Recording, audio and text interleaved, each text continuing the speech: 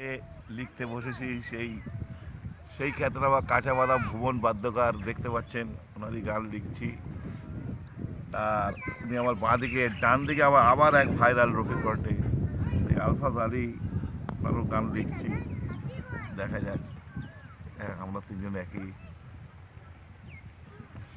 একত্রিত হয়ে করছি। আপনারা আমরা পুকুর পাড়ে বসে আছি। এখানে আমাদের পৃথিবী রাজা অধম, উনি গান লিখছেন, আমরা দেখছি। সবাই দেখতে থাকবেন।